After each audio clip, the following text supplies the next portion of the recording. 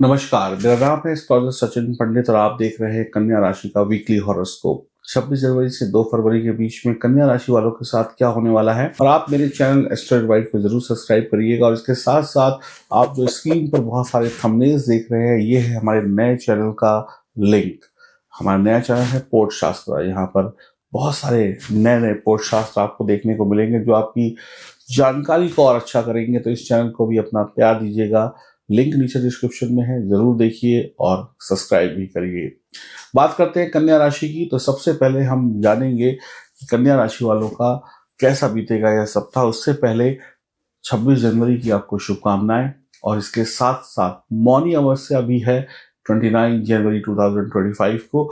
तो ये मौनी अमावस्या एक ऐसी अमावस्या है जहां पर आप दान पुण्य करके, शुभ नदी में स्नान करके, और मौका लगता है तो कुंभ में डुबकी लगाकर अपने जीवन को और सुख और समृद्धि से भर सकते हैं और कई प्रकार के पापों से मुक्ति पा सकते हैं। तो आप अन्न का दान, चावल का दान, दूध का दान, दही का दान, वस्त्र दान वगैरह आप कर सकते हैं और इससे आपको बहुत अच्छा रिजल्ट जरूर मिलेगा। तो 29 जनवरी 2025 को चुप रहिएगा और चुप रहकर ये सोचिएगा कि क्या गलतियां की हैं, उसका मनन करिएगा, उसको अपने दिमाग में सोचिएगा और उन गलतियों को सुधार कर एक नई जिंदगी की शुरुआत भी करिएगा। तो जितना मौन रहेंगे उतनी एनर्जी आपके अंदर आएगी और उतना ही शुभ फल भी मिलेगा। इसीलिए इसको मौनी अमावस्या कहते हैं। और आपने पितरों का तर्पण भी आप कर सकते हैं। तो इस दिन को बहुत अच्छे से मनाइएगा। तो साप्ताहिक राशिफल में जो हम कन्या राशि की बात कर रहे हैं, तो ये जो सप्ताह है एक सकारात्मक, एक पॉजिटिव एनर्जी के साथ शुरुआत की संकेत दे रहा है। बुध ग्रह आपकी राशि के स्वामी हैं। तो बुध ग्रह आपकी तर्क को बढ़ा रहे हैं, आपकी जुबान से निकलने हुए शब्दों को एकदम प्योर कर रहे हैं। यानी कि आप अपनी चीजों को एक्सप्लेन कर पाएंगे। आपकी जुबान से निकला हुआ हर एक शब्द, कहते हैं ना, परफेक्ट बैठने वाला है। आपकी जो क्षमता है वो बहुत बढ़ने वाली है। आप चीजों को बहुत एक्सप्लेन करने वाले। कार्य क्षेत्र और व्यक्तिगत जीवन में आप संतुलन बना के रखिएगा। यानी कि नौकरी करते हैं या व्यापार करते हैं वो तो ठीक है, लेकिन अपने परिवार का भी ध्यान दीजिएगा। सिर्फ नौकरी नौकरी नहीं, व्यापार व्यापार नहीं, परिवार परिवार भी करना है। तो घर और ऑफिस का बैलेंस आपको बनाना होगा। आर्थिक मामलों में सुधार होगा। यदि आप किसी इन्वेस्टमेंट की योजना बना रहे हैं तो बिल्कुल सही समय है, इन्वेस्टमेंट करिए, लाभ होगा आने वाले समय में। लेकिन समझदारी पूर्वक नई योजनाओं पर काम करने के लिए आप प्रेरित होंगे, कुछ नया करेंगे। पारिवारिक जीवन की बात की जाए तो पारिवारिक जीवन में यह सप्ताह बहुत सुखद रहने वाला है। घर के सदस्यों के साथ समय बिताने का मौका मिलेगा, लेकिन काम की अधिकता की वजह से आप शायद इंजॉय ना कर पाए। आपका दिमाग कहेगा कि मुझे परिवार के साथ रहना है, लेकिन एक तरफ आप काम भी कर रहे हैं।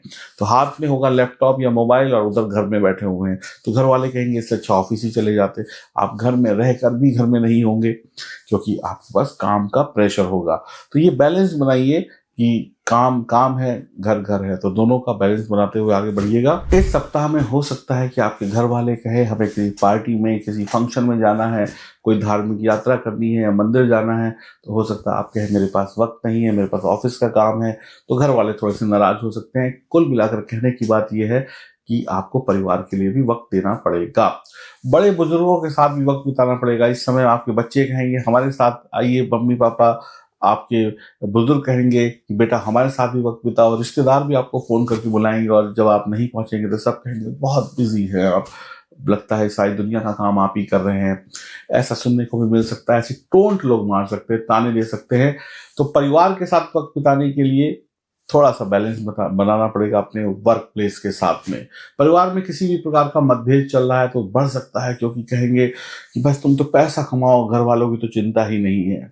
ऐसा भी हो सकता है। कुछ लोगों की जो खराब किस्मत होगी वो काम ज्यादा करेंगे लेकिन पैसा भी नहीं आएगा। तो इसलिए थोड़ा सा तनाव घर वालों से हो सकता है वक्त और पैसे को लेकर। इसके साथ साथ घर वालों से खुलकर बातचीत करिए कि भाई काम है, क्या करें, नहीं मिलती छुट्टी, छोड़ देता हूँ काम, तो फिर खाएंगे कैसे। तो खुलकर बात करेंगे तो समझ में आएगा। ये मत कहिएगा अभी आ रहा हूँ, आधे घंटे में आ रहा हूँ, 1 घंटे में आ रहा हूँ, 10 मिनट में पहुंच जाऊंगा। ऐसी, कहते हैं ना, लोगों को गोल गोल बातों में मत फंसाइएगा अपने परिवार वालों को। स्वास्थ्य की बात की जाए तो स्वास्थ्य के मामले में सप्ताह सामान्य रहेगा। बस टेंशन रहेगी कि घर और बाहर कैसे मैनेज किया जाए। आपके मानसिक और शारीरिक संतोष के लिए आपको बहुत मैनेजमेंट करना पड़ेगा, ताकि ना घर की टेंशन सताए ना काम की टेंशन सताए। तो आप पर अत्यधिक कार्य होगा ऑफिस में और बहुत सारा प्रेशर होगा घर में। बैलेंस बनाने की कोशिश करिएगा। पेट खराब हो सकता है, खान पान पर विशेष ध्यान दीजिएगा। और हो सकता है काम के चक्कर में रोटी पानी ठीक से ना खाएं, नींद ठीक से ना लें, टेंशन ज़्यादा हो जाए तो दिक्कत हो सकती है। नियमित रूप से अपने स्वास्थ्य का ध्यान रखिएगा। और कुछ विटामिन भी कभी कभी शरीर में कम हो जाते हैं, उसका भी चेकअप कराइएगा, ताकि विटामिन की कमी के कारण आपको आलस वगैरह ना आए या शरीर में कोई पेन ना हो। इस बात का भी ध्यान रखिएगा। कोई पुरानी बीमारी है तो उससे भी बचने के लिए डॉक्टरी सलाह लीजिएगा। प्रेम की बात करें और विवाह की बात करें या मैरिड लाइफ की बात करें या लव लाइफ की बात करें, तो प्रेम संबंधों के लिए सप्ताह मधुर रहेगा। आप अपने साथी के साथ भावनात्मक रूप से जुड़ेंगे। आप वहां नहीं होंगे लेकिन फिर भी आप फोन पर, मैसेज पर कहीं ना कहीं जुड़े होंगे, और जितना टाइम मिलेगा उतना टाइम मिलने के लिए भी आप चले जाएंगे। तो इस समय में आप अपने प्रेमी प्रेमिका के साथ थोड़ा सा भावनात्मक रूप से जुड़े हैं, एक अच्छे अच्छे मैसेजेस करते रहेंगे, उनको इमोशनल करते रहेंगे और उनके साथ जुड़े रहेंगे। आप सिंगल हैं तो किसी नए व्यक्ति से मुलाकात का अच्छा समय है, लेकिन मुलाकात हो नहीं पाएगी क्योंकि आपके पास काम की अधिकता होगी। तो हो सकता है ज्यादातर समय आप बातचीत में निकालें, फोन या चैटिंग के थ्रू या सोशल मीडिया पर जुड़ जाएं।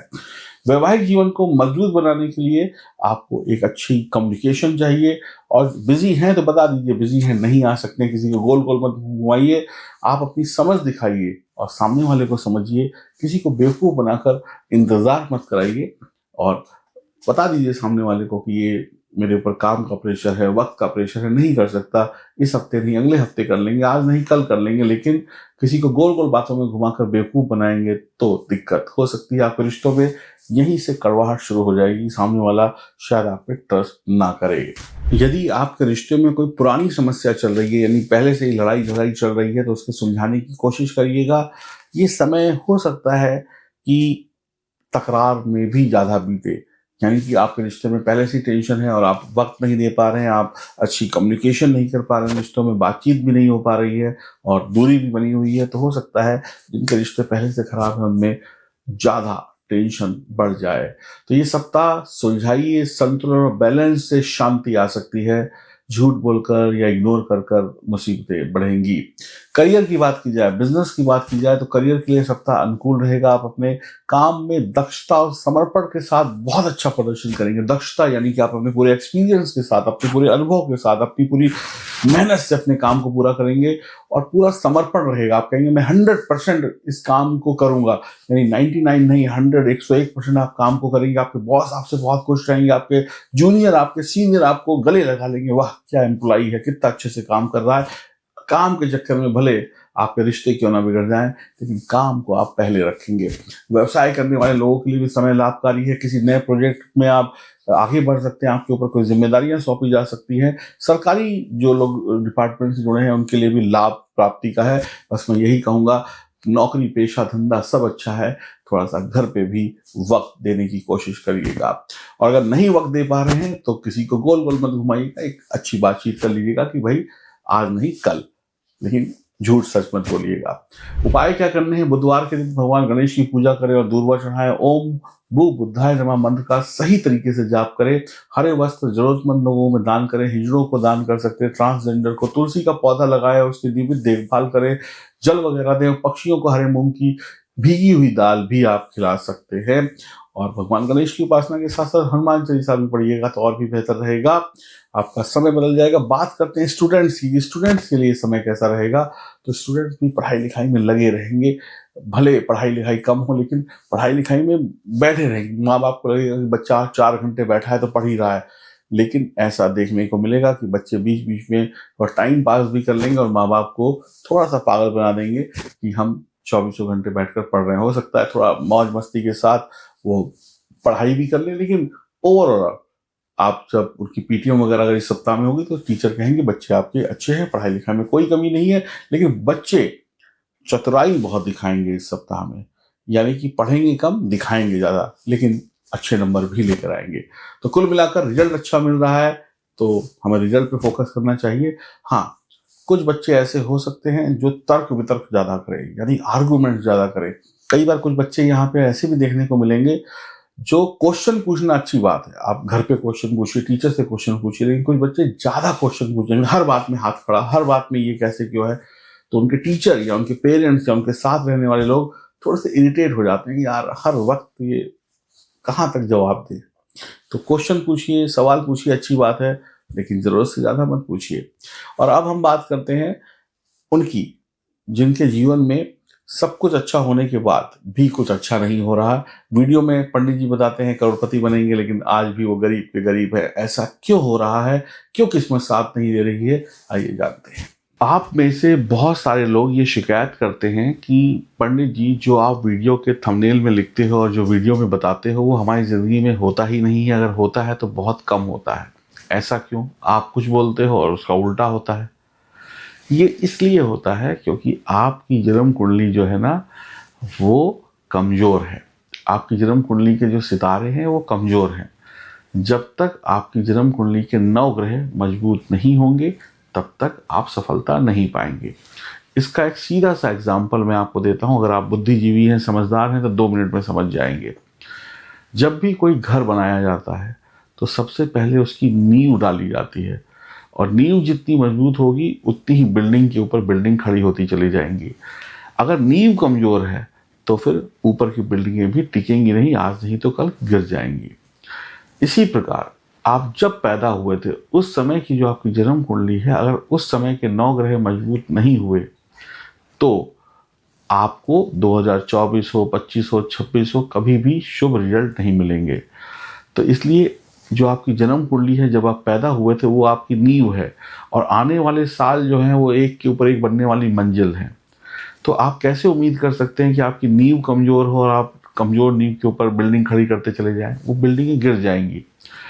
अब आपकी जन्म कुंडली, यानी कि जब आप पैदा हुए थे वो वाली जन्म कुंडली, और 2025 की जन्म कुंडली, यहाँ पर जब दोनों मजबूत होंगी तभी आपको रिजल्ट मिलेगा।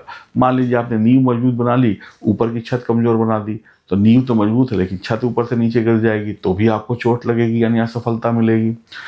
जब तक आपकी जन्म कुंडली कौन सी, जब आप पैदा हुए थे वो जन्म कुंडली, और 2025 में गोचर में चल रहे ग्रहों की स्थिति मजबूत नहीं होगी, तब तक रिजल्ट नहीं मिलेंगे। इस बात को जान लीजिए। एक और एग्जांपल लेते हैं। साइकिल ले लीजिए, मोटरसाइकिल ले लीजिए या कार ले लीजिए। जो पीछे वाले पहिए हैं ना, वही आगे वाले पहियों को चलाते हैं।